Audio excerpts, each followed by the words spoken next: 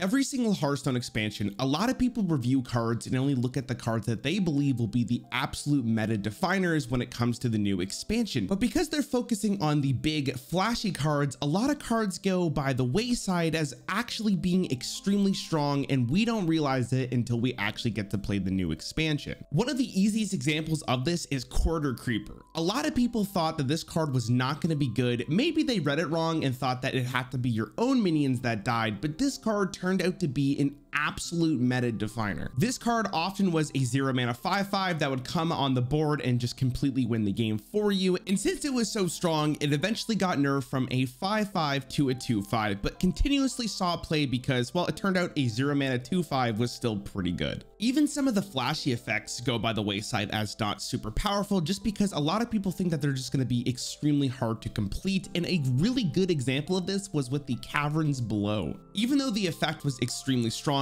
a lot of people thought that completing this quest was going to be unbearable and almost impossible. But it turned out Rogue has a lot of ways to bounce minions in hand, like with Shadow Step or Youthful Brewmaster, and it turned out Rogue was actually able to complete this quest quite easily, and it was extremely good against slower decks because slower decks could not handle the pressure of constant big small dudes. Again, this is another example of a card that didn't seem super powerful but ended up getting nerfed because of the polarization in matchups. Sometimes an effect on a card looks so much better than it actually is that it just overshadows one of its contemporaries at the same mana cost. Trogzor the Earthinator was supposed to be the best 7-drop in GVG, but ended up not being nearly as good, and the card that no one expected to be good, Dr. Boom, actually ended up being the most meta-defining card in Goblins vs. Gnomes. And I think this is something that we do quite often. We see an effect of a card and go, oh my god, this is going to be broken, and then we kind of forget the rest of the cards at the same mana cost because it doesn't seem nearly as strong in comparison. Sometimes we look at an effect on a card and think to ourselves that it's going to be too slow or our opponent can easily counter the effect. And this could easily cloud our judgment because it makes us think that the card is going to be too slow, but in actual gameplay, the card effect might be really strong. A really good example of this is Possessed Lackey, the 5 mana 2/2 Warlock card. Death Rattle, recruit a demon.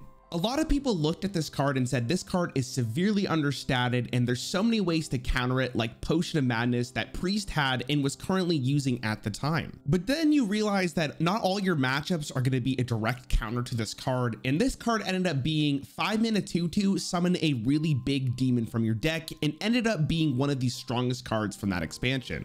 And not only was it super strong, it also ended up being nerfed, going from 5 mana to 6 mana. Sometimes a card is really undervalued because we don't see the synergistic aspects of other cards in the set. And a really good example of this was Magic Carpet with all of the lackeys from Rise of Shadows. Magic Carpet was a 3 mana 1/6 neutral minion that said after you play a 1-cost minion, give it +1 attack and rush. This card single-handedly made Zoo Warlock an actual archetype in Rise of Shadows, but on top of this, this card was severely underrated because a lot of people did not see the synergy of it between lackeys. I think it goes without saying that if you have a bunch of 1-mana lackeys with the carpet, it was a pretty good combo. Sometimes a card is just completely ignored because it's a common neutral. Can't think of a better example than Fungalmancer, a 5 mana 2/2 neutral minion, Battlecry, give adjacent minions +2/+2. When this card was first released, a lot of people didn't think that this was going to see play just because of the fact that you needed 2 minions for this card to get full effect, but on top of it, it was competing against other very strong 5-drops. But what a lot of people forgot was that it's pretty easy to have minions on board if you're playing a specific deck, and this card ended up being one of the strongest cards you could put into your deck because of how consistent it was.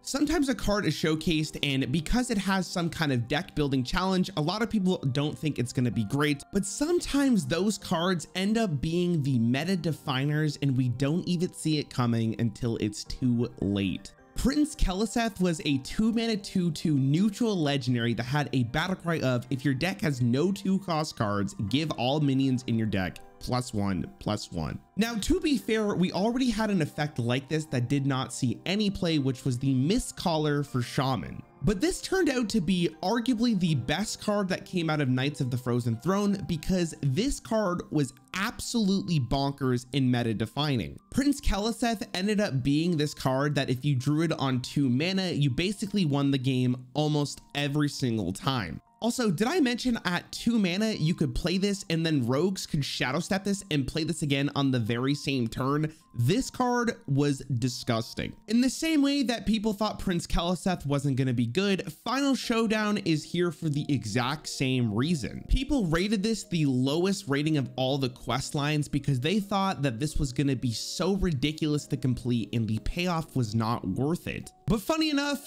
OTK Demon Hunter actually ended up using Final Showdown, and it was also used with Irie Brown Brute, which means that this questline was severely underrated. And fun fact, this questline was tied for the most popular legendary at the World Championship in 2021. Sometimes a card is just severely underrated because people think it's too easy to kill. Peasant is a perfect example of this. As a 1-mana 2/1 at the start of your turn, draw a card. People thought that there was no way this effect was going to go off because it's too easy to kill, but it turns out that this card was actually used quite a bit in aggro decks. And the reason for this is because a lot of decks didn't have an answer to this immediately, which means you're guaranteed to get at least 1 draw, if not more. Sometimes a card is not severely underrated, but people don't actually see the power level of the card before we get to play with it. And the best example of this is with Giggling Inventor when it was at 5 mana. Giggling Inventor was a 5-mana 2/1 battle cry, summon 2 1/2 mechs with Taunt and Divine Shield. A lot of people thought that this was going to be a super good anti-aggro card, but it ended up actually being an aggro card because of what the card was giving you, and it turned out that it was too strong and it had to be nerfed. Another card that I think a lot of people underrated was Vicious Scalehide, which was the 2-mana 1/3 neutral beast, lifesteal, and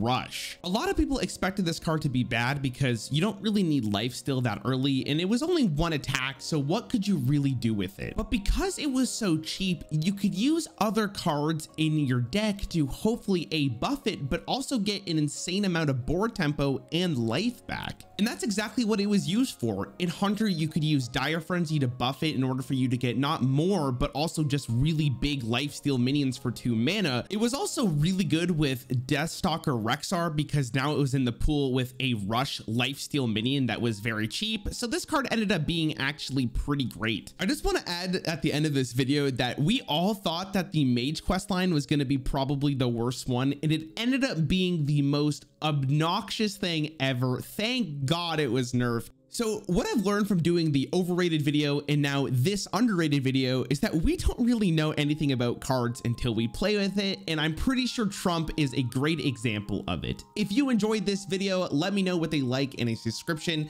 and I can't wait to show you guys another video. Thank you for watching. You look fantastic.